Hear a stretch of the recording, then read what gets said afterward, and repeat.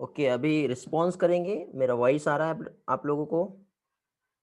My voice is clear? Screen दिखाई दे रही है अभी प्रॉपरली? चलो ठीक है। आई डोंट नो क्या प्रॉब्लम हो रहा है, बार बार एक्चुअली डिस्कनेक्शन हो जा रहा है। चैट के लिए एक ही ऑप्शन है बेटा, डोंट वरी, टेंशन ना लो।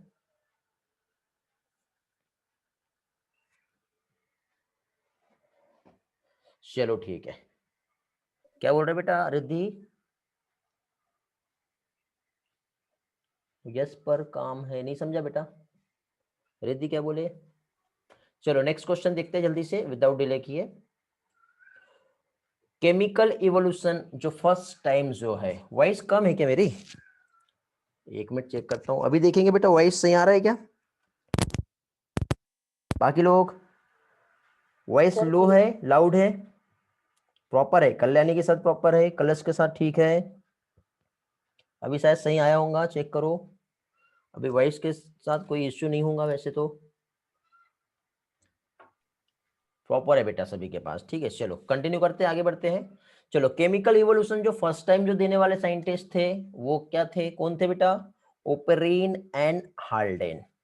ओके चलो नेक्स्ट क्वेश्चन। ये एक डायग्राम है बेटा जिसमें आपको ऑब्जर्व करना है, ठीक। इसे थोड़ा सा हम छोटा कर लेते हैं, डायग्राम को ध्यान से देख लो, और इसके कंसेप्ट में आप लोगों को जो यहाँ पे क्वेश्चंस जो दिख रहे हैं वो देखना है। डायग्राम को ऑब्जर्व करो, और ऑब्जर्व करने के बाद यहाँ पे ध्यान से रीड करो। 4 ऑप्शंस दिए हैं, आंसर्स मुझे मिल रहे हैं बहुत जल्दी यार, वेरी गुड यार। A B C D, great, बहुत बढ़िया, बहुत बढ़िया, वेरी गुड। ए जो है यहाँ पे जो हमें दिख रहा है, ये क्या है? ये हो गया इलेक्ट्रोड। क्या हो गया ये? इलेक्ट्रोड। बी किधर है? ये तो बी क्या हो जाएगा? ये कंडेंसर, पढ़े हम लोगों ने। सी जो है ये है, सी मतलब क्या हो गया बेटा? ये ट्रे है जो क्या कर रहा था? लिक्विड को कलेक्ट कर रहा था, यही है ना बेटा? हेलो। डी जो रहेगा ये क्या रहेगा बेटा? वाटर की बॉइलिंग, बॉइलिंग वाटर जो हो रहा था, तो बॉइलिंग वाटर बाथ जो है ये आएगा। तो इसका करेक्ट आंसर कौन सा आ रहा है बेटा?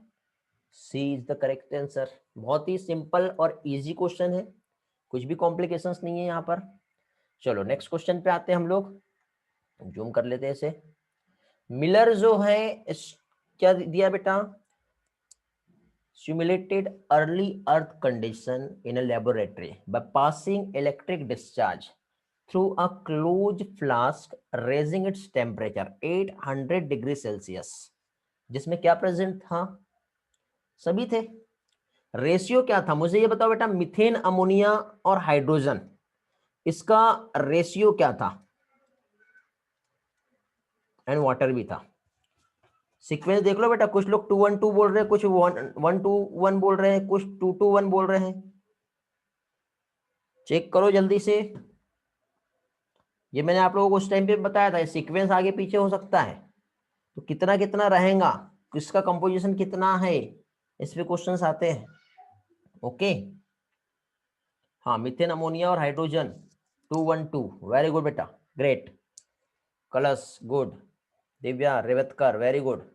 चलो नेक्स्ट क्वेश्चन पे आते हैं। First non cellular form of life, ऐसा तो नहीं एनसीईआरटी खोल के बैठे हो, आपकी ईमानदारी आपके साथ, चेक करो आप अपने आप को, कितना अच्छा आपका रिजल्ट आ रहा है, तभी तो समझेगा कि हमारा परफॉर्मेंस और प्रोग्रेस कितना है। नॉन सेलुलर लाइफ फॉर्म जो है कब ओरिजिनेट हुआ था? Non cellular life form according to NCERT data जाना है हमको।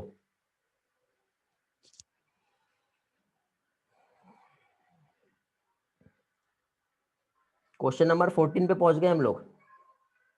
हाँ, जिसके पास एनसीईआरटी ओपन नहीं है वो आपकी ईमानदारी आपके साथ, ठीक है। मैं नहीं कहता कि वीडियो ऑन करो, ठीक है।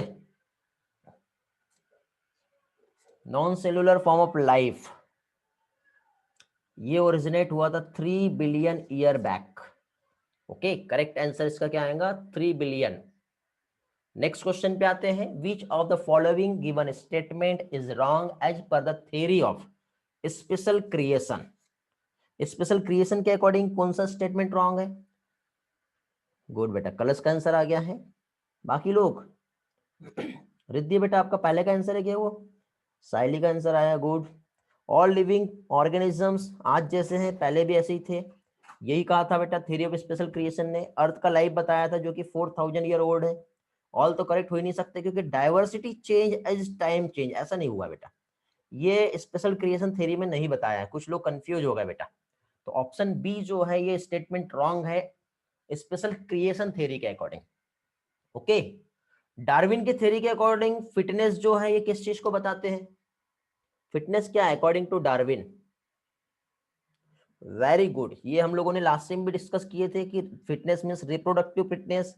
एक ऑर्गेनिजम्स है वो अपने मल्टीपल नंबर ऑफ कॉपीज को प्रोड्यूस कर सकता है, कितना अच्छे से रिप्रोड्यूस कर सकता है, और अपनी मोर एंड मोर प्रोजेनी जो है उसे क्या कर सकता है? प्रोड्यूस कर सकता है। तो इस चीज को क्या कहते हैं? Reproductive fitness. ठीक है, चलो ऐसा कोई भी क्वेश्चन अभी तक के नहीं आया जिसमें बहुत ज्यादा डिस्कशन का नीड हो। आगे बढ़ते हैं, नेक्स्ट क्वेश्चन पे चलते हैं। एविडेंस ऑफ इवोल्यूशन, इस पे आते बेटा, जिसमें फॉसिल्स जो है वो क्या कहलाता है? बहुत ही इजी है यार, ये तो बहुत ही ज्यादा इजी। ऐसे क्वेश्चन आएंगे बेटा जनरली। इवोल्यूशन का एविडेंस हम देखें तो इस एविडेंस को पैलेंटोलॉजिकल एविडेंस कहते हैं। Okay, great. नेक्स्ट क्वेश्चन बेटा, ऐसे क्वेश्चन जनरली ज्यादातर बनते हैं जो अभी आने वाला है। करेक्ट स्टेटमेंट बताना है बेटा आपको यहाँ पे। क्वेश्चन नंबर 18 जो है, जिसमें सर अकॉर्डिंग टू डार्विन क्या चीज? सर हाँ बेटा रिद्धि बोलो। प्लीज एक बार 16th का आंसर बोलिए ना, क्या? 16th का आंसर, एक मिनट 16 क्वेश्चन देख लेते हैं वापस, वेट करो बेटा। 16th का आंसर बेटा रिप्रोडक्टिव फिटनेस है, आंसर सी। मीन्स डार्विन के ओके सर। अकॉर्डिंग जो फिटनेस है, डार्विन ने क्या कहा था बेटा? देखो डार्विन की थ्योरी को यदि हम समझे तो डार्विन की थ्योरी में सबसे पहले तो ये इन्फ्लुएंस हुए थे, किससे इन्फ्लुएंस हुए थे? क्या नाम था साइंटिस्ट का, याद आ रहा है किसी को? जल्दी से बताओ। डार्विन जो इन्फ्लुएंस हुए थे, थॉमस माल्थस, किसी ने आंसर नहीं दिया अभी तक के। ओके, तो इससे इन्फ्लुएंस हुए थे जिन्होंने पॉपुलेशन पे एक ऐसे लिखे थे। ओके, और पॉपुलेशन पे जो ऐसे लिखे तो इनका ये कहना था कि जो एक पर्टिकुलर ऑर्गेनिजम्स की जो ग्रोथ होती है वो कैसे होती है? अरिथमेटिक या जियोमेट्रिक? 2 × 2 × 2 × 2 इस तरह से होती है। लेकिन जो रिसोर्सेस है जैसे फूड, फूड का जो ग्रोथ होता है वो अरिथमेटिक होती है, 2 + 2 + 2 + 2। मीन्स यहाँ पे यदि हम देखें तो टोटल 16 पॉपुलेशन हो गया, तो फूड जो है 8 रहेगा। तो अब देखो पॉपुलेशन के मेंबर बहुत तेजी से बढ़ रहे हैं लेकिन रिसोर्सेज बहुत कम बढ़ रहा है। तो ये जो बढ़ रहा है तो इसके बाद भी क्या ये सारे के सारे सर्वाइव कर रहे हैं क्या? नहीं, इसमें से इनके बीच में होता है वेरिएशंस, और वेरिएशंस की वजह से जो इनके बीच में आपस में क्या होगा बेटा? स्ट्रगल होगा अपने एग्जिस्टेंस को बनाए रखने के लिए, और एग्जिस्टेंस को मेंटेन करने के लिए ये स्ट्रगल करेंगे, और जो अपने जो बेस्ट होगा वो सिलेक्ट करेगा उसे नेचर, जिसे नेचुरल सिलेक्शन कहते हैं। तो नेचुरल सिलेक्शन में जो बेस्ट होगा वो सिलेक्ट होगा, और सिलेक्ट होने के बाद ये अपने आप में बहुत ज्यादा रिप्रोड्यूस कर पाएगा, और जो मोर एंड मोर रिप्रोड्यूस करेगा तो वो अपनी प्रोजेनी को भी ज्यादा से ज्यादा बना पाएगा। ठीक है, तो ये फिटनेस का मतलब ये नहीं है कि बढ़िया हम जिम जा रहे हैं अपनी मसल्स को बना रहे हैं अपने बॉडी को बना रहे हैं, वो नहीं। तो डार्विन के अकॉर्डिंग फिटनेस का मतलब होता है रिप्रोडक्टिव फिटनेस। ओके, किसी के भी कोई डाउट रहे तो आप बिल्कुल पूछिए, उसका डिटेल एक्सप्लेनेशन मिलेगा। क्वेश्चन नंबर 18 हम लोग देख रहे थे। ठीक है, किसी ने आंसर दे दिया होगा तो अगेन आपको आंसर देना है। डार्विन के अकॉर्डिंग यदि हम देखें तो यहाँ पे जो ग्रेजुअल इवोल्यूशन हुआ है लाइफ फॉर्म में, क्या सही है? डार्विन ट्रेवल किए थे, जो शिप था उसका नेम था HMS बेगल। अल्फ्रेड वॉलेस जो है वो मलय आर्शीपिलेगो यहाँ पे वर्क किए थे। फॉसिल्स जो होते हैं रिमेन ऑफ लाइफ फॉर्म, जो कि हार्ड, ठीक है, जो कि कहाँ पे? रॉक में मिलते हैं। कौन सा स्टेटमेंट यहाँ पे सही है? ए और B both, only B, only C, या ऑल? रिद्धि सही है, सुजल करेक्ट है, कल्याणी करेक्ट है, नहीं बेटा? कलर्स चेक करो बेटा, इसका आंसर डी आएगा। ओके, आंसर इसका डी आएगा, correct answer. All statement are correct. Homologous organ किस चीज को रिप्रेजेंट करते हैं? इसमें मैंने ट्रिक बताया था। होमोलॉगस किसे रिप्रेजेंट करते हैं और एनालॉगस किसे रिप्रेजेंट करते हैं? एसडीटीवी देखे थे हमने और एसी में बैठे हुए हम देख रहे थे, याद आ रहा है ट्रिक? तो एनालॉगस ऑर्गन कन्वर्जेंट इवोल्यूशन को बताता है, होमोलोगस ऑर्गन डाइवर्जेंट इवोल्यूशन को बताता है। ठीक है, चलो इसका तो सभी को सारी चीजें इजीली मालूम होगा। चलो नेक्स्ट क्वेश्चन पे आते हैं। तो ये भी हमने पहले डिस्कस कर लिए, क्वेश्चन नंबर 20। बोनस मिल गया आपको इसका तो, ठीक है, बोनस मार्क कर लेंगे कि एक बोनस हुआ। ठीक, next, which of the following जो एनालॉजी शो करते हैं। अब देखते हैं बेटा इसमें कितने लोगों को ट्रिक याद है। क्वेश्चन नंबर 21 आंसर देंगे जल्दी से। वेरी गुड यार ईश्वरी, प्रगति, बहुत बढ़िया, ग्रेट साइली, नो बेटा Shrutika, very good colours, no Rutika, Saili Bendarkar no, Tejaswini good. देखिए बेटा यहाँ पे क्या देखे हमने, एनालॉजी। पहले तो मुझे बताओ एनालॉजी का डेफिनेशन क्या होगा, ये बताओ, कोई भी वॉइस में एक्सेस लो और जल्दी से एनालॉजी का डेफिनेशन बताओ। Same function different habitat. Very good, function same रहेंगे, मतलब ये अलग अलग जगह से आएंगे और यहाँ पे सेम हैबिटेट, मतलब सेम जगह पे आने की वजह से फंक्शंस इनके सेम हो गए। ठीक है, तो ये एनालॉजी होती है।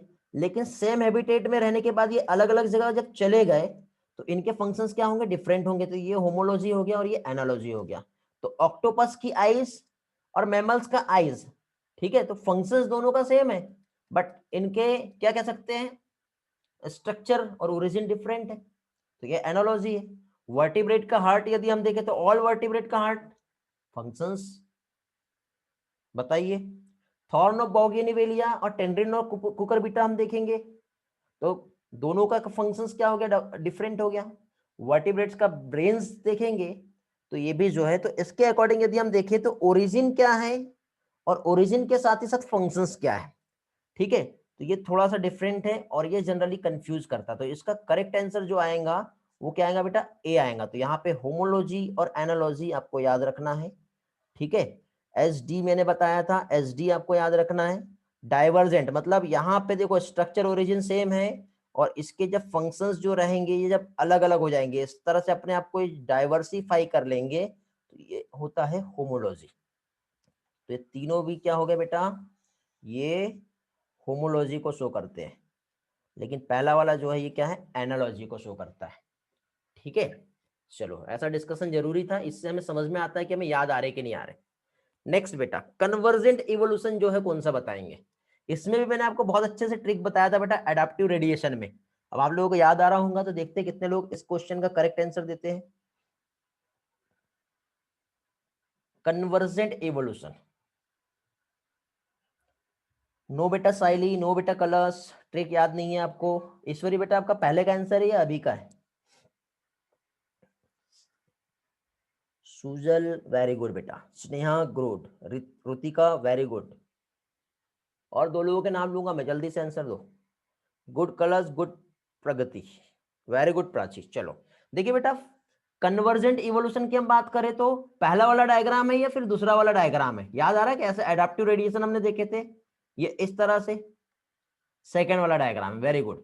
फिर यहाँ पे हमने क्या है, मॉर्सुपियल्स, ठीक है, ऑस्ट्रेलियन मॉर्सुपियल्स और प्लेसेंटल मैमल्स का देखे थे, जो कन्वर्जेंट इवोल्यूशन को बता रहा था, याद है? तो उसमें माउस और मार्सुपियल्स, मार्सुपियल माउस मतलब क्या हो गया, ये किसमें आता है? मार्सुपियल माउस किसका एग्जांपल है, प्लेसेंटल मैमल्स है या फिर ऑस्ट्रेलियन मॉर्सुपियल्स है? ऑस्ट्रेलियन मॉर्सुपियल्स है। और ये नॉर्मल माउस जो है किसमें आएगा बेटा, प्लेसेंटल में। ठीक है, याद है ना, मैंने सिंगल वर्ड ऑफ मीनिंग और डबल वर्ड में ट्रिक दिया था आपको, वेरी गुड। फिर यहाँ पे बोटकाट और spotted cuscus, anteater and marsupial moles, lemur and Tasmanian wolf. Convergent की हम बात कर रहे हैं बेटा, तो कन्वर्जेंट जो है ए इसका करेक्ट आंसर है, समझे? बाकी डाइवर्जेंट है। ठीक है, अब कन्वर्जेंट और डाइवर्जेंट का मीनिंग ऑलरेडी मैंने पहले बताया हूं। ठीक है, कन्वर्जेंट मतलब देखो, एक प्लेसेंटल मैमल्स था और एक ऑस्ट्रेलियन मार्सुपियल्स था, जो दोनों भी एक जगह में आने की वजह से हैबिटेट जो है वो अलग थी, लेकिन एक जगह में आने की वजह से उनके फंक्शंस जो है वो सेम हो गए। हाँ बेटा, इस क्वेश्चन से सारा चार्ट रिवाइज हो गया ना, वेरी गुड। बहुत अच्छे क्वेश्चन है बेटा ये, और ऐसे क्वेश्चंस बेटा जनरली एग्जाम में आते हैं, तो ऐसे क्वेश्चंस का ना ये हो गया, इनको मार्क करके रखो, इंपॉर्टेंट लगा के रखो। एक ये वाला क्वेश्चन हो गया, एक ये वाला, तो ये क्या है, बहुत सारी चीजों का रिविजन करवा देते हैं। इसी के साथ साथ इसके पहले एक ये वाला क्वेश्चन जो हुआ था, ठीक है। अब देखो ये क्वेश्चन जो है, इस क्वेश्चन को आप अलग अलग तरीके से खुद से रेडी करो बेटा। इसमें आप अलग अलग पॉइंट्स को ऐड करके रखो, और बाद में 2-3 दिन के बाद एक बार उसको देखो, उसके आंसर आपसे बन रहे हैं या नहीं बन रहे। ठीक, चलो आगे बढ़ते हैं, नेक्स्ट पार्ट पे आते हैं। Which of the following is an example of anthropogenic evolution. पहले तो मुझे एंथ्रोपोजेनिक का मीनिंग बताओगे आप लोग क्या होता है, what do you mean by anthropogenic.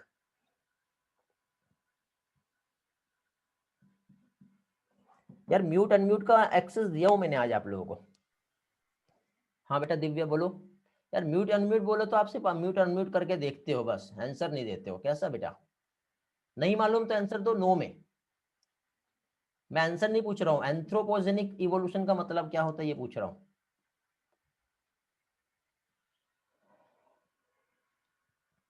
Kalyani को नहीं मालूम है, और बाकी लोग, लियांशु नहीं पता, ऐश्वर्या को भी नहीं पता है। ओके, क्योंकि मीनिंग नहीं मालूम रहेगा तो उसके बाद फिर आपको बाकी चीजें भी नहीं समझेंगी। ठीक है, पहले तो मीनिंग्स जो है वो मालूम होने चाहिए बेटा। यहाँ पे सर एंथ्रोपोजेनिक का जो मीनिंग होता है कोई बता रहा है क्या? हाँ बेटा कलश बोलो। सर एंथ्रोपोजेनिक मतलब अगर नेचर में कुछ चेंज हुआ है तो उसके कारण जो हमारे फिर फिनोटाइप में जो मतलब चेंज होगा, हाँ ओके तो उसके कारण मतलब वो इवोल्यूशन होता है एंथ्रोपोजेनिक। ओके, चलो गुड, वेरी गुड बेटा, एटलीस्ट आपने ट्राई तो किए, बाकी लोगों ने तो ट्राई नहीं किए। बेटा पहली चीज तो यहाँ पे देखो, आपको मैं एक टर्म समझा रहा हूँ, ठीक है। पहली चीज तो यहाँ पे एंथ्रोपोजेनी, ये क्या होता है ये समझा रहा हूँ। एक इसी के साथ साथ एंथ्रोपोलॉजी क्या होता है ये समझा रहा हूँ।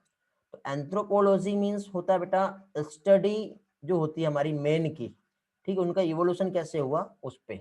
और एंथ्रोपोजेनी का मीनिंग यदि हम देखें तो ओरिजिन ऑफ मैन जो होता है, क्या चीज, ओरिजिन ऑफ मैन। तो ये थोड़ा सा डिफरेंट टर्म हो गया बट इससे से रिलेटेड एंथ्रोपोजेनिक एक्शन, ठीक है। तो एंथ्रोपोजेनिक एक्शन मीन्स क्या कह सकते हैं, ह्यूमन एक्टिविटी की वजह से, क्या चीज, ह्यूमन एक्टिविटी की वजह से यदि किसी टाइप का इवोल्यूशन हो रहा है, ठीक है, कुछ चेंजेस आ रहे हैं, वेरिएशंस आ रहे हैं, तो इस टाइप के इवोल्यूशन को एंथ्रोपोजेनिक इवोल्यूशन कहेंगे।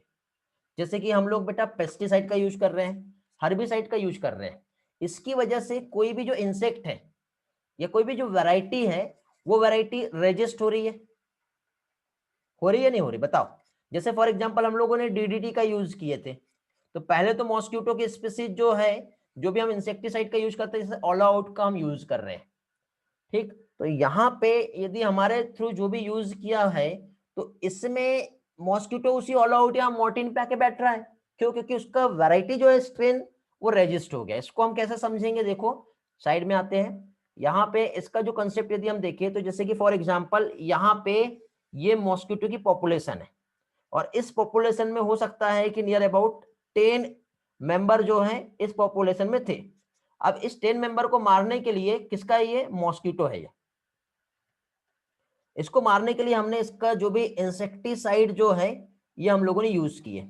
इंसेक्टिसाइड यूज करने के बाद अब क्या हुआ, इसमें से सारी के सारी स्पीसीज तो डिस्ट्रॉय हो गई, लेकिन हो सकता है कि किसी 2 स्पीसीज में उनके जो जीन थे, उसके पास कुछ ऐसा जीन था जो इस इंसेक्टिसाइड को सहन कर सकता था।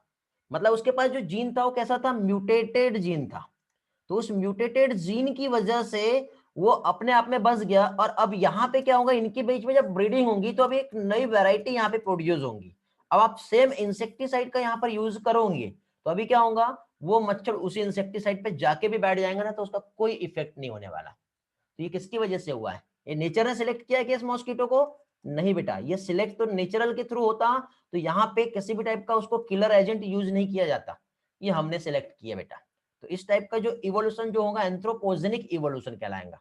इंडस्ट्रियल मेलानिज्म, इंडस्ट्रियल मेलानिज्म जो हम लोगों ने बिस्टन बेटुलेरिया और बिस्टन कार्बोलेरिया जो देखे थे, मौत की जो वैरायटी थी, तो मौत जो है पहले व्हाइट कलर के मौत बहुत ज्यादा हुआ करते थे, लेकिन फिर क्या हुआ बेटा, जैसे ही इंडस्ट्रियल रिवॉल्यूशन हुआ तो ये जो ट्री ट्रंक जो था, तो बार्क ऑफ ट्री ट्रंक पे इस तरह से यहाँ पे लाइकेन ग्रो करता था। अब लाइकेन ग्रो करने की वजह से यहाँ पे अब जो स्पीसीज थी, अब देखो ये एक ब्लैक कलर का जो मौत हुआ करता था, तो ये ब्लैक कलर का इजीली दिख जा रहा है, ठीक है। अब सपोज ये रेड कलर का लाइकेन था, एक एग्जांपल से समझा रहा हूं मैं, ऐसे समझना। जैसे कि अब यहाँ पे अगेन एक और जो लाइकेन था वो कैसा रहा होगा, वो इसी रेड कलर का था, तो रेड में रेड की वजह से वो दिख नहीं पा रहा था तो ये बच गया, लेकिन ब्लैक वाला उस प्रीडेटरी बर्ड जो था उसको क्या है वो इजीली दिख जाएगा, तो दिखने की वजह से वो जो बर्ड है वो उसको क्या करेगा, खा जाएगा।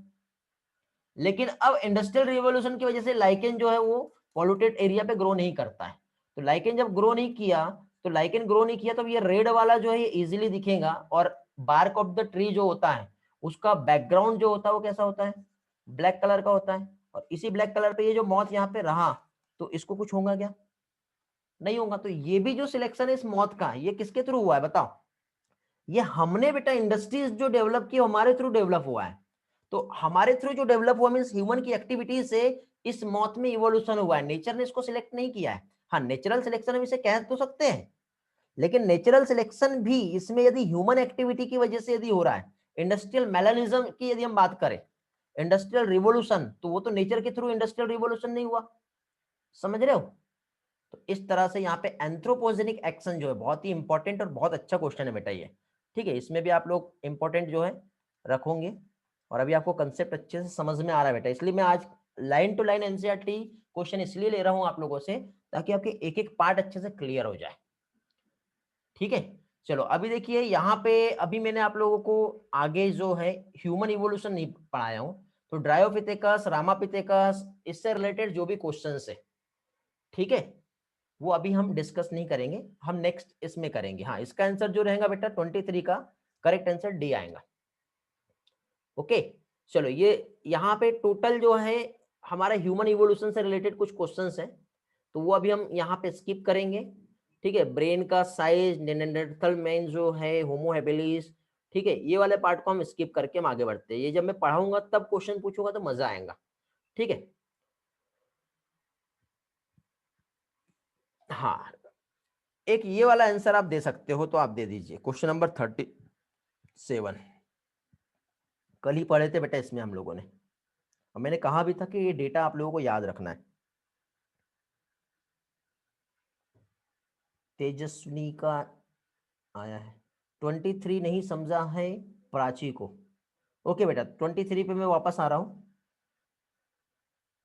नेहा को स्क्रीन प्रॉपरली नहीं दिख रही है क्या, बाकी लोगों को स्क्रीन प्रॉपरली दिखाई दे रही है, रिस्पॉन्स करेंगे बेटा। नेहा क्या प्रॉब्लम आ रहा है, स्क्रीनशॉट लेके मुझे व्हाट्सएप करो, चेक करता हूं मैं, या फिर रीज्वाइन करके देखो, सॉल्व हो जाएगा प्रॉब्लम, बाकी लोगों को दिखाई दे रहा है बेटा।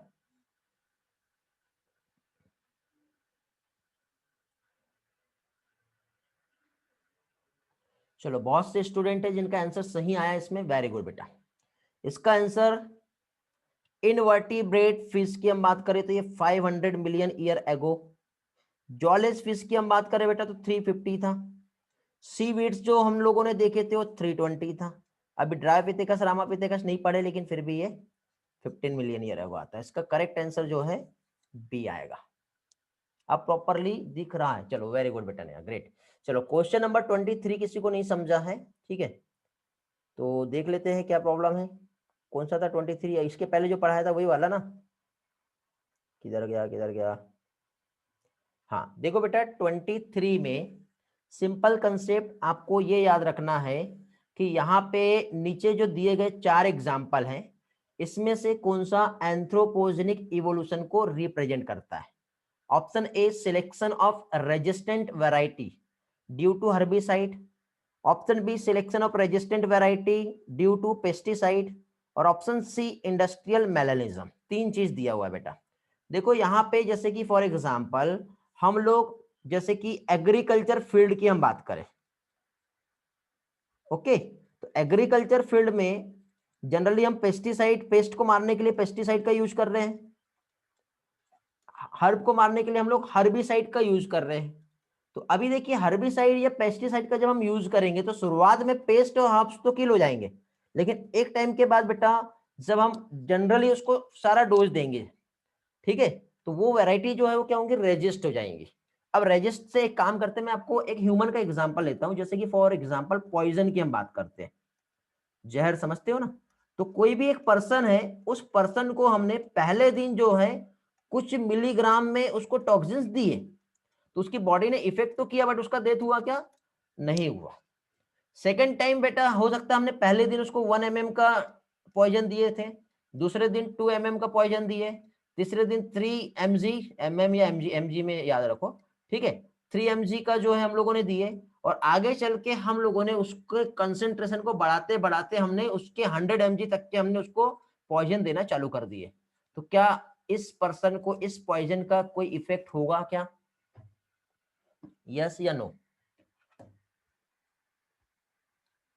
नहीं होगा। क्यों? क्योंकि उसके बॉडी ने उस पॉइजन को, ठीक है, हाँ, परसिस्ट कर लिया है, अभी उसे उस पॉइजन का कोई इफेक्ट नहीं होगा, बॉडी रेजिस्टेंस शो कर रहा, हम ये कह सकते हैं। गुड। यदि हम पहले ही दिन यदि उसे 100 mg का पॉइजन देते तो क्या होता बताओ,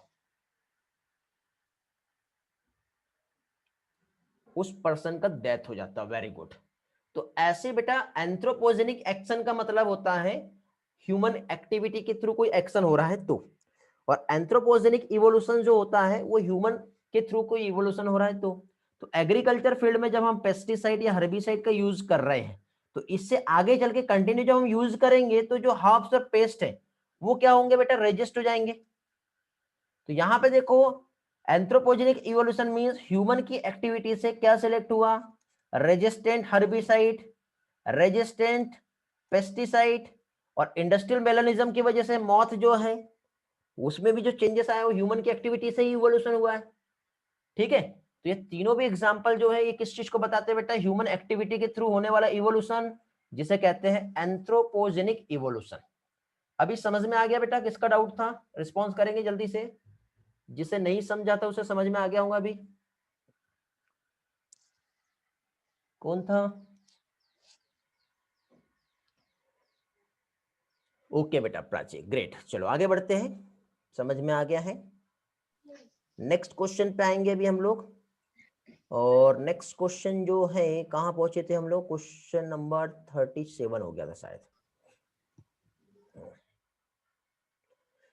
पहला ऑर्गेनिज्म जो इन्वेड हुआ था बेटा लैंड पर, कल ही बताया था मैंने, ये क्या आएगा इसका आंसर, 38 का। वेरी गुड, याद है आपको बेटा, नहीं लगता कल आप क्लास में नहीं थे, एम्फीबियन नहीं है, कल ही समझाया था। ऑर्गेनिजम्स कहाँ है, फर्स्ट ऑर्गेनिज्म, साइली आप भी लगता कल क्लास में नहीं थे, प्रश्न भी क्या कर रहे हो बेटा, पहला ऑर्गेनिज्म रेप्टाइल नहीं हो सकता, रेप्टाइल कहां से आ जाएगा, एम्फीबियन नहीं है बेटा, प्लांट जो है ये फर्स्ट ऑर्गेनिज्म है जो लैंड पे आए, और एम्फीबियन या एनिमल के आने के पहले प्लांट जो है पूरे लैंड पे फैल गए थे, उसके बाद फिर दूसरे एनिमल्स वहां पे आए, समझे? निधि बेटा माइक ऑफ कर दो, म्यूट कर दो। चलो आगे, विच of the following is lobe fins fish, कौन सी है बेटा लोब फिन्स फिश, कौन सी है बताओ, ऐसे बेटा एग्जांपल वाले क्वेश्चंस आते हैं। Very good, lobe fins fish, कल पिक्चर्स दिखाया था मैंने आप लोगों को, ठीक है, कल मजा भी आया था आप लोगों को पढ़ने में, ग्रेट। कोल्यूकेंथ जो है ये जो फिश है जिसके लोब थे और कैसे थे बेटा, स्ट्रॉन्ग लोब थे, जिसकी वजह से ये लैंड पे आ रही थी और वापस जा रही थी। एम्फीबियंस जो है बेटा इवॉल्व फ्रॉम, किससे एम्फीबियन इवॉल्व हुआ है बताओ, क्वेश्चन नंबर 40। इजी है। अच्छा मुझे बताओ सिनेप्सिड जो है और सोरोप्सिड जो है ये क्या है, कहां पढ़े थे हमने ये, सिनेप्सिड और सेरोप्सिड, और इससे क्या इवॉल्व हुआ, ऐसे क्वेश्चन का आंसर तो बेटा वैसे ही देना है आपको। वेरी गुड बेटा, सिनेप्सिड जो है मैमल्स का एंसेस्टर था, वेरी गुड कलर्स। बाकी लोग, सोरोप्सिड जो है थिकोडोन किससे बना था? बर्ड का एंसेस्टर है। वेरी गुड बेटा, चलो बहुत अच्छी बात है बेटा, ऐसे भी आंसर अच्छे हैं। कलश का आंसर आया बेटा बहुत जल्दी, क्विकली, ग्रेट। आगे बढ़ते हैं। नेक्स्ट क्वेश्चन, डायरेक्ट जो एंसेस्टर है बेटा टर्टल का। अब आपने यदि वो पिक्चर्स पढ़े होंगे एनसीईआरटी की तो आपको ये समझ में आ जाएगा। हाँ, थिकोडोन सौरोपसीड से आया। वेरी गुड बेटा। टर्टल का जो डायरेक्ट एंसेस्टर है कौन है? ईश्वरी सुजल का आंसर आया है। वेरी गुड बेटा। Aishwarya no. Kalyani very good. Turtle का जो डायरेक्ट एंसेस्टर है ये है बेटा sauropsid. Very good Divya Revatkar, Divya Gahane, great. Kalash sauropsid जो है टर्टल का ये डायरेक्ट एंसेस्टर है। देखो बेटा सोचो कि क्वेश्चन जो है कैसे आए हैं, और ऐसे ही आपको क्वेश्चंस पूछे जाएंगे एग्जाम में। तो ये जो क्वेश्चंस है ये इंपॉर्टेंट क्वेश्चंस है बेटा, समझे? और इनमें से ही कोई एक क्वेश्चन आपको पूछ लिया जाएगा। देखो डायरेक्ट एग्जाम्पल वाले तो आते ही है, लेकिन ये ऐसी चीजें जो है जनरल स्टूडेंट्स को कंफ्यूज करती है, समझे? और ऐसे ही एग्जाम में पूछे जाते हैं।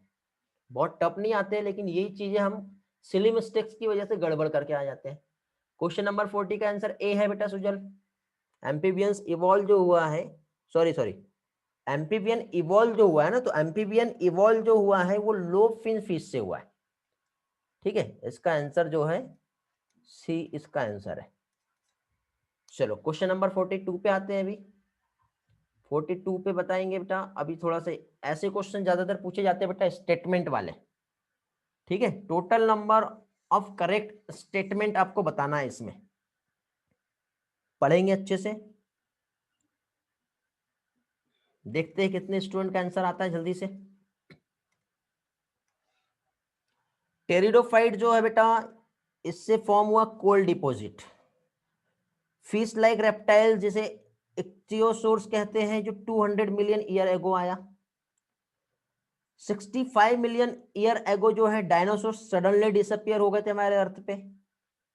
फिर टेरिनोसोर्स जो है रेक्स, ये बिगेस्ट डायनासोर है जिसका 20 फीट हाइट था। 20 था ना, कंफर्म है? और कंटिनेंटल ड्रिफ्ट जो है, ठीक है, पेंजिया बोलते हैं जिसको, तो उसमें पाउच मैमल्स जो थे ऑस्ट्रेलिया के सर्वाइव किए। क्यों? क्योंकि वहां पे मैमल्स के बीच में कंपटीशन बहुत कम था। वेरी गुड यार दिव्या, वेरी गुड कलश। कई लोगों के आंसर ऊपर चले गए बेटा। गुड ईश्वरी, सुजल ग्रेट, प्रणाली ग्रेट, नो निधि। बेटा सारे ही ऑप्शंस करेक्ट है, सिर्फ ये आपका स्टेटमेंट आपने कितने अच्छे से पढ़े हो उस चीज के लिए दिया है। लेकिन बेटा आगे चल के ये वाला स्टेटमेंट आपको करेक्ट स्टेटमेंट नहीं देगा, इसमें से बहुत सारे ट्विस्टिंग की जाएगी। तो ये स्टेटमेंट आपको अच्छे से याद रखना। तो देखो कल का जितना भी पार्ट पढ़े थे उस पैराग्राफ के जो ऑथेंटिक पॉइंट थे वो सारे ऑथेंटिक पॉइंट यहाँ पे आप लोगों को निकाल के दे दिए। तो ये वाले पॉइंट को अच्छे से याद रख लेना बेटा। ठीक है, इसका भी आप स्क्रीनशॉट लेके रख सकते हो या नोट कर लेना बाद में। तो ये नोट करोगे ना तो चीजें आपको अच्छे से याद रहेंगी। ये जो डेटाबेस क्वेश्चन है। ठीक है, आगे बढ़ते हैं, नेक्स्ट इसमें चलते हैं अभी। विच ऑफ द फॉलोइंग क्या है? Which of this are aquatic mammals. इसमें तो ऐसा कोई पार्ट ही नहीं है जो आपको नहीं आएगा।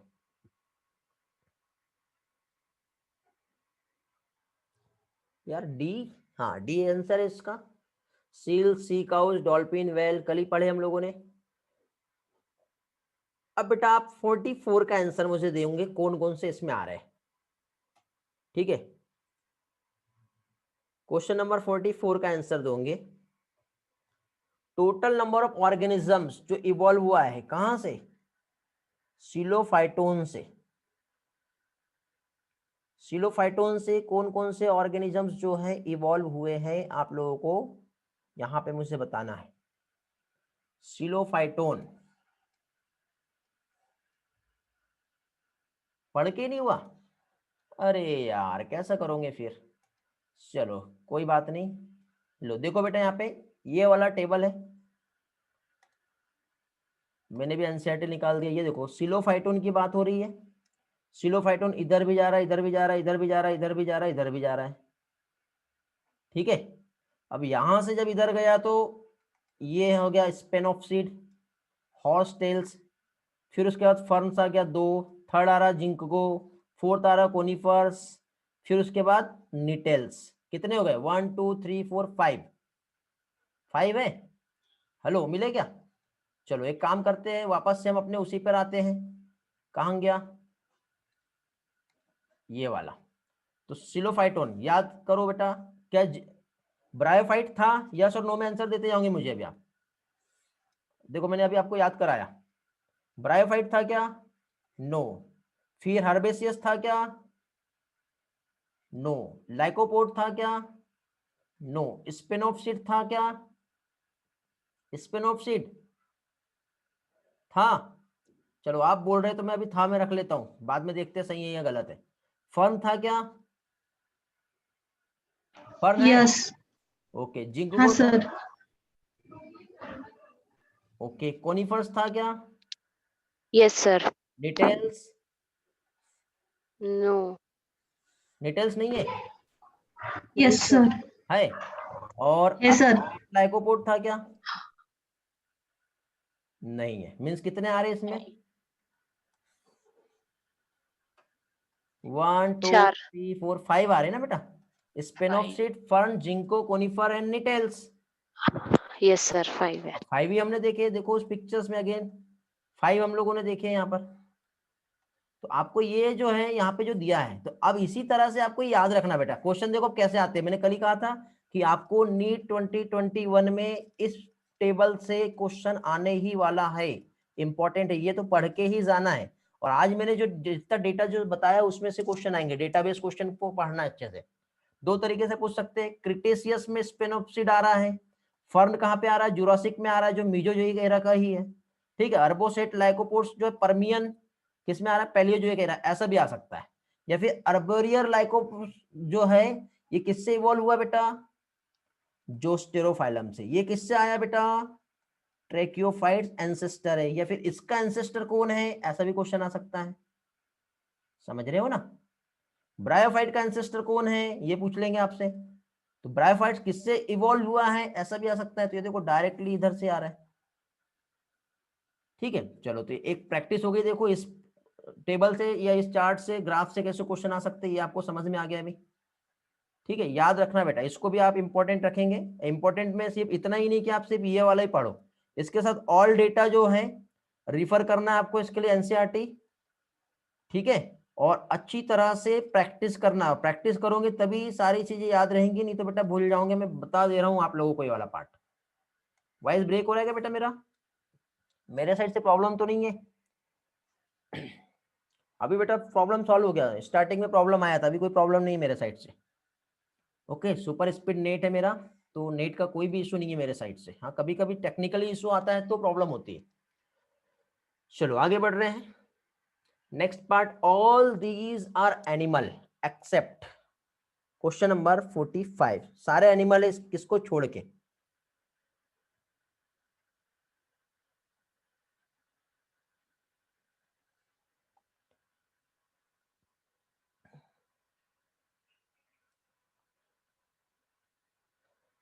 कई लोग बेटा स्पेनोप्सिड बोल रहे हैं, ये किसमें आता है बेटा स्पेनोप्सिड? यार कॉपी कर रहे हो आप बोलोगे सर ये देखो सिलोफाइटोन हमने पढ़े ऊपर, इसमें स्पेनोप्सिड आ रहा है, और ये क्या है? एक प्लांट है। तो फिर ये जो है ये डायनासोर रेप्टाइल से, ये सारे के सारे, तो ये तीनों एनिमल हो जाएगा, है कि नहीं? यही पे आंसर है। सीड फन किससे इवॉल्व हुआ बताओ अभी? सीड फॉर्म जो है ये किससे इवॉल्व हुआ है?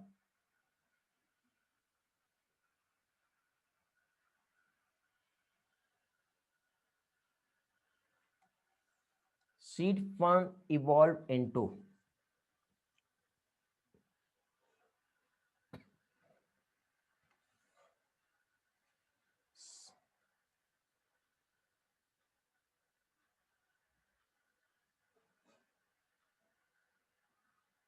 मिक्स टाइप के आंसर मिल रहे हैं बेटा। एक्चुअली देखिए यहाँ पे क्वेश्चन का मीनिंग क्या है, क्वेश्चन का मीनिंग क्या है बेटा? सीड फर्न, फर्न जो है ये किसमें इवॉल्व हुआ है ऐसा बोल रहा है। जैसे कि बीच में सीड फर्न है, फिर से डेवलपमेंट हुआ है ये इस तरह से। तो सबसे पहले डाइकोट आया है, फिर वो डेवलप होकर मोनोकॉट भी बना है, और साइकेड भी बना। देखो मैं आपको वही वाला डेटा जो है समझा देता हूँ। ये देखो अभी आपको समझाएगा। ये देखो ये सीड फन दिख रहा है, ये पहले तो ये किससे आया, पहले तो ये मालूम होना चाहिए क्या बेटा, प्रोजिम्नोस्पर्म थे। प्रोजिम्नोस्पर्म मींस सिलोफाइटोन से आया, फिर सीड फन से साइकेड बना, डाइकोट बना, मोनोकोट बना, मींस एंजियोस्पर्मिक प्लांट। तो ये साइकेड का डायग्राम है बेटा, तो ये पिक्चर्स भी आपको पूछी जा सकती है, ठीक है, तो ये भी आपको याद रखना है, समझ गए। चलो कई स्टूडेंट ने इसका आंसर दिए थे, कई लोग नहीं दे पाए थे, तो करेक्ट आंसर इसका क्या आ रहा बेटा, डी आ रहा, ऑल ऑफ दिस डायरेक्टली बेटा। वैसे तो देखो जनरली यहाँ पे ऑल ऑफ दिस जो है ऐसा नहीं होता है, यहाँ पे only A B B C C D ऐसे ऑप्शंस ज्यादातर वहां पे कंसीडर होते हैं, ठीक है। चलो तो ये भी हो गया होगा क्लियर आपका, आगे बढ़ते हैं बेटा। परमिनियन जो है, ठीक है, क्या है, इसमें से कौन सा जो है एक्सटिंक्ट हो गया, वो भी कहां पर बेटा, परमिनियन पीरियड में किसका एक्सटिंक्शन हो गया है बताइए। Very good, Permian. देखो आपको सारी चीजें याद रहे उसके लिए मैं आप लोगों के साथ एनसीईआरटी भी शेयर करते जा रहा हूं।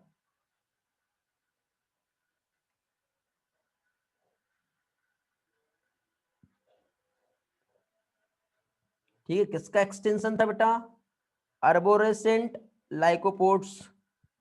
एनसीईआरटी देख लो एक बार, ठीक है, देखोगे तो चीजें याद रहेंगी बेटा आपको, ठीक है। तो यहाँ पे देखिए आपको डायरेक्टली जो स्टेटमेंट जो दिख रहा है, अर्बोरेसेंट जो है ये आपका परमिनियन, और ये किस में आ रहा है बेटा, पैलियोजोइक एरा में आ रहा है। तो ये कब एक्सटिंक्ट हुआ, तो देखो क्वेश्चंस के मैं टाइप्स बता रहा हूं कि ये वाला जो आपका जो पिक्चर्स जो दिख रही है इस पे क्वेश्चन किस तरह से पूछ सकते हैं, एक इस वे में भी पूछ सकते हैं, इस वे में भी पूछ सकते हैं, ठीक है।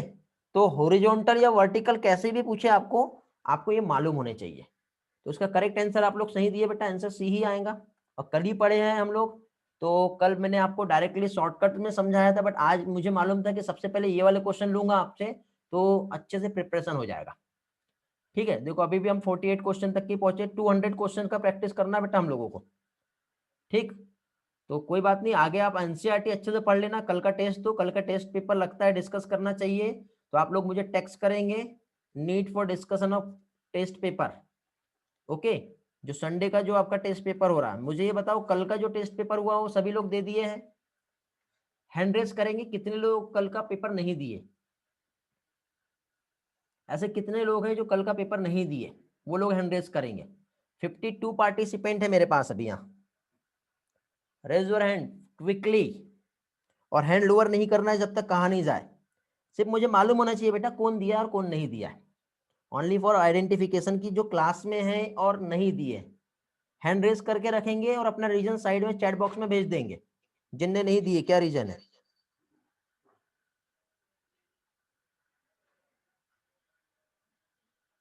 हैंड रेस करके रखेंगे, चैट बॉक्स में रीजन भेज देंगे, रीजन क्या है। प्राची की आईडी लॉगिन नहीं हुई, अमृता ने भी नहीं दी बेटा, प्रणाली आप दियो, श्रुतिका के साथ प्रॉब्लम था, टेस्ट आईडी लॉगिन नहीं हुई साइमा के साथ भी, कल्याणी बेटा आपके साथ भी सेम प्रॉब्लम आया था, सॉल्व हो गया था, टेस्ट डाउनलोड ही नहीं हो रहे थे। हाँ सर, वो मैम को बताया तो मैम ने न्यू आईडी और पासवर्ड दिया। Okay very good. तो बेटा बाकी लोगों ने भी तो ये काम करना चाहिए था। अब कल्याणी के साथ लॉगिन का प्रॉब्लम आया तो इमीडिएटली उसने मुझसे कांटेक्ट की, मैंने उसे कहा कि अश्विनी मैम से एक बार कांटेक्ट कर लो, ठीक है। कल्याणी फिर आपने दिए कि नहीं दिया, आपने, आपका भी हैंड रेस दिख रहा है, टेस्ट नहीं दे पाए आप। नहीं सर, फिर वो क्लास शुरू हो गई, क्लास का टाइमिंग हो गया था, देन क्लास अटेंड किया, देन सुबह देखा तो सुबह एक्सपायर हो गया था। कितने बजे एक्सपायर हुआ था, अमृता ने कॉल की थी, बिजी था बेटा। लिंक तो 10 बजे तक के का टाइम रखा था ना मैंने, उसके पहले एक्सपायर हो ही नहीं सकती। आपका क्लास का टाइम के बाद भी आप 8 बजे तक के तो फ्री हो गए होंगे, आप 8:30 से भी बैठते थे पेपर देने के लिए, तो आप लोगों का जो है आसानी से हो जाता था। 1 2 3 4 5 6 7, बहुत से लोग हैं जो नहीं दिए।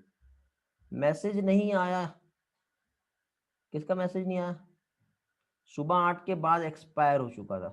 सुबह नहीं बोला था बेटा मैंने, कल नाइट में 10 बजे तक के का टाइम दिया था मैंने, आपने कल आज मॉर्निंग का समझे थे क्या।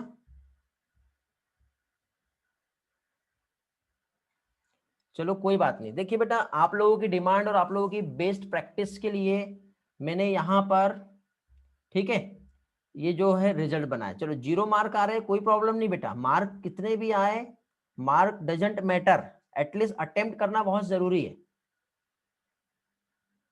ठीक है, चलो कोई बात नहीं बेटा, बट नेक्स्ट टाइम से ध्यान रखिए सभी लोग, क्योंकि देखिए आपके लिए ये टेस्ट पेपर ऐसे नहीं बनता है ना, कितनी मेहनत किया होगा आप। क्वेश्चन देखना कितने सारे ऑथेंटिकेट क्वेश्चंस मैंने रखे वहां पर, ठीक है। जिनने भी टेस्ट दिए होंगे रियल में आपको क्वेश्चंस का बहुत सारा बेनिफिट मिलेगा। आप देखिए क्वेश्चंस को, ऐसे नहीं है। और वो पेपर दोगे ना, आपका प्रैक्टिस अच्छे से हो जाएगा, जो बैकलॉग है वो कवर हो जाएगा, और जो डीमोटिवेशन मिल रहा है ना वो भी कवर हो जाएगा आपका बेटा। आपको कॉन्फिडेंट आएगा। आधा होने के बाद लॉगिन कैंसिल हो जाता है? नहीं बेटा, ऐसा कुछ नहीं होता। एक काम करता हूं, जो लोग दे दिए ठीक है, जो लोग नहीं दिए ठीक है, एक बार मुझसे कांटेक्ट करना। जो लोग नहीं दे पाए उसके लिए मैं ऐसा कर सकता हूं कि एक बार मैं आपको वही सेम जो है लॉगिन आईडी जो है रिज्यूम करवाने की कोशिश करता हूं, जो लोग नहीं दे पाए। लेकिन चीट नहीं करना, ठीक। जो लोग दे दिए कोई बात नहीं, दे दिए होंगे तो छोड़ो। जो लोग नहीं दिए एक बार मैं आपको वो रिज्यूम करवा देता हूं मंडे या फिर ट्यूसडे को, ठीक है। तो वो आप लोग एक बार उसको सॉल्व करो पेपर, ठीक। इतना मैं कर सकता हूं क्योंकि आपका लॉगिन का प्रॉब्लम आया है व्हाटएवर, ठीक। इससे क्या होगा, आपका एक बार और प्रैक्टिस और रिवीजन हो जाएगा। और कोई डाउट आते हैं उस चैप्टर से रिलेटेड तो मैं हूं, आप लोग मुझसे पूछिए, ठीक है। चलो ग्रेट, तो आगे बढ़ते हैं। मैं आप लोगों के लिए रिज्यूम करवा दूंगा सेम टेस्ट, आप लोग दीजिए, ठीक। और ध्यान रखिए, जो एक बार लॉगिन कर चुका है, शायद लॉगिन नहीं होता है अगेन, तो एक बार कांटेक्ट कर लेना, ठीक। लेकिन जो एक बार अटेम्प्ट कर दिया है वो अगेन अटेम्प्ट नहीं कर पाएगा। बेटा मैं फ्लेक्सिबल टाइम रखूंगा आप लोगों के लिए, मॉर्निंग से लेकर नाइट तक का टाइम मैं फ्री कर दूंगा आप लोगों के लिए, एक दिन के लिए, सिर्फ यही वाले टेस्ट के लिए। तो फ्लेक्सिबिलिटी में आप अपने टाइम के कन्वीनियंट टाइम के अकॉर्डिंग टेस्ट दे सकते हो। यदि वहां पे लिंक 2 बजे दी तो लिंक जनरेट जो हुई वो 2 बजे की हुई है, बट मैं आपको 5 to 6 आवर्स का वहां पे टाइम दूंगा कि जनरेट का टाइम जो है, उसके बाद 5 से 6 घंटे के बीच में आप कभी भी टेस्ट दे सकते हो, ठीक है। क्योंकि आपकी मॉर्निंग में या इवनिंग में या आफ्टरनून में कभी भी क्लासेस आ जाती है ना, तो वो उतना टाइम टेबल और शेड्यूल देखने से बेटर ये है कि जनरली एक टाइम बना लो, उसमें आप टेस्ट दे दो। 2 से लेकर रात के 10 बजे तक का टाइम रख लेंगे, तो जिसको आफ्टरनून में देना वो दे दो, जिसको इवनिंग क्लास के बाद टेस्ट देना उस टाइम पे दे दो।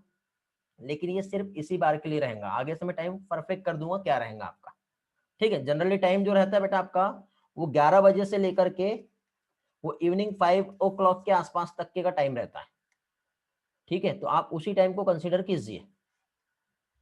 लिंक कभी 2 बजे मिलती है आपको, ठीक है, तो उसमें टाइम आपका जो कंसीडर होगा वो वाला नहीं होगा, वो दूसरा रहेगा, ठीक है। चलो हैंड ओवर कर सकते हो अभी आप लोग। आगे का पोर्शन देख लेते हैं फिर जल्दी से विदाउट डिले किए, ठीक है। तो बेटा ये जितना भी मैं आज आप लोगों का इवोल्यूशन का प्रैक्टिस ले रहा हूं, और इसके पहले भी जो आप लोगों का यहाँ पे जो प्रैक्टिस हुआ है, ठीक है, तो दोनों चीजों को आप फॉलो कीजिए। जो मैंने रिवीजन टेस्ट में जो पेपर दिए हैं, ठीक, जो कल के टेस्ट में जो पेपर आ रहे हैं, जो आज मैं प्रैक्टिस ले रहा हूं, रियल में ऑथेंटिकेटेड डेटा है, बहुत हेल्प मिलेगी आप लोगों को। चलो नेक्स्ट क्वेश्चन पे आते हैं, क्वेश्चन नंबर 48। क्या वाला हो गया था हमारा? नहीं हुआ है। आंसर क्या करेंगे बेटा? Bryophytes evolve in which of this period? कब ब्रायोफाइट्स इवॉल्व हुआ है? थोड़े पहले देखे थे। क्वाटरनरी में आएगा या टर्सरी में आएगा ये बताइए पहले तो, बाकी तो आप एरा बता ही दोगे, ठीक है।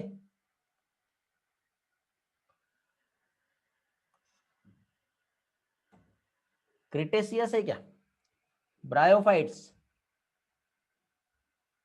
कंफर्म हो आप लोग? बेटा क्या कर रहे हो, ये क्वेश्चन के अकॉर्डिंग आंसर दे दिए, ऐसे में कैसे होगा? चेक करो अभी जरो, यहाँ पे बताओ ब्रायोफाइट्स कहाँ दिख रहा है आप लोगों को?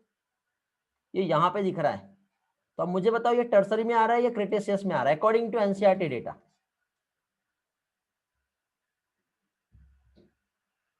टर्सरी में आ रहा है और सिनोजोइक एरा में आ रहा है। तो ये यहाँ पे ब्रायोफाइट्स नहीं है, हाँ, लेकिन कुछ लोग यहाँ पे कंसिडर करते हैं इसको, क्योंकि इधर में और इधर में एक्चुअली बीच में मिडल में है वो।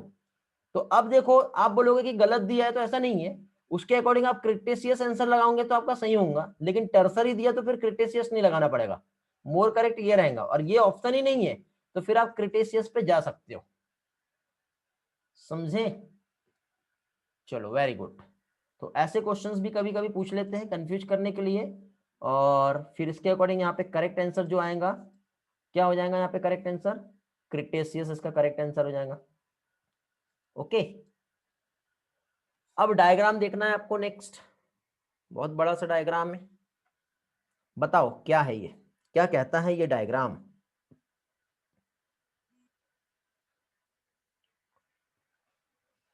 कितने फीट का है बेटा ये? ब्रेकियोसोर्स है क्या? पक्का कंफर्म? वेरी गुड, ब्रेकियोसोर्स है। कई लोग डी आंसर दे रहे हैं बेटा, कैसे डी आएगा? ब्रेकियोसोर्स है यार। एनसीईआरटी का डायग्राम अच्छे से रिवाइज नहीं किया लगता आप लोगों ने, फिर कैसा होगा?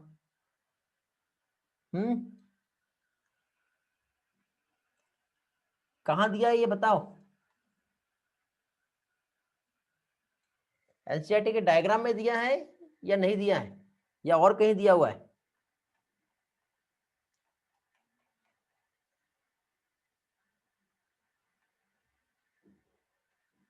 ओके ग्रेट, चलो बहुत बढ़िया। तो याद रखिए बेटा ये सारी चीजें, ठीक है, और इस पर क्वेश्चंस बनते हैं तो मालूम होना चाहिए। नेक्स्ट क्वेश्चन पे आते हैं हम लोग। ये लास्ट क्वेश्चन देखते हैं बेटा आज का, 50 क्वेश्चन हो पाए, बट नेक्स्ट इसमें थोड़ा फास्ट लेंगे। कितने पीरियड है बेटा पैलियोजोइक एरा में, ये बता दो पहले तो जल्दी से।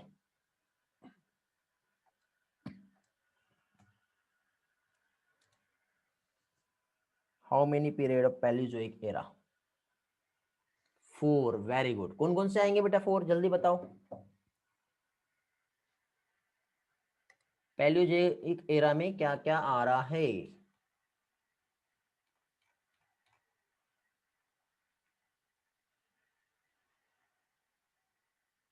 वेरी गुड, सम ओवर कम डे, ऐसा पढ़े थे कि हमने? सिल्यूरियन, डेवोनियन, कार्बोनिफेरस और पर्मिनियन। पर्मियन है, सिल्यूरियन है, डेवोनियन है और कार्बोनिफेरस, ये पैलियोजोइक एरा में आने वाले पीरियड है। ट्राइएसिक, जुरासिक और क्रिटेशियस, ये किस में आते हैं बेटा? ये तीनों भी किस में आते हैं? Triassic, Jurassic, Cretaceous. Mesozoic. Very good, ये किस में आते हैं? मीजोजोइक में। टर्सरी और क्वाटरनरी किस में आता है बेटा? कोएनोजोइक। सीनोजोइक में। सिनोजोइक। ओके, इयोसिन, प्लियोसिन, इसका सीक्वेंस बताओ कोई भी एक, कैसा था? और ये किस में आता है ये भी बताओ। इपोक जो थे, इपोक याद आ रहा है किसी को? इपोक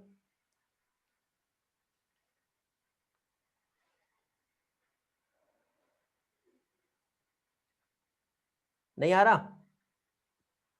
अरे ट्रिक बताया था ना, put egg on my plate please Honey.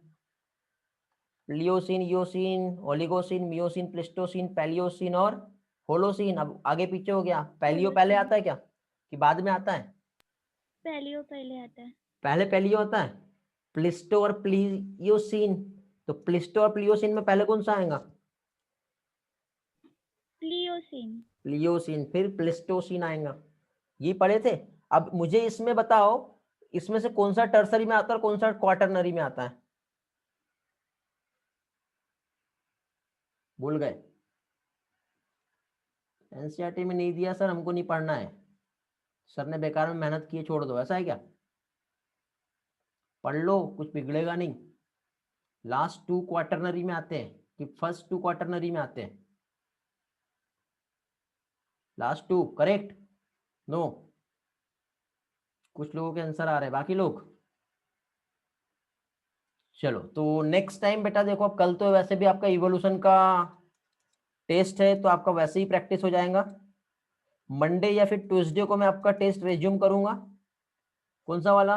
जो सेल बायोलॉजी का लिया था मैंने, मैं ये लास्ट चांस दे रहा हूं। नेक्स्ट इसमें से हमेशा याद रखना बेटा कि मैंने अभी आप लोगों के 10 रिवीजन सेट रेडी किया हूं यहाँ पर। कितने?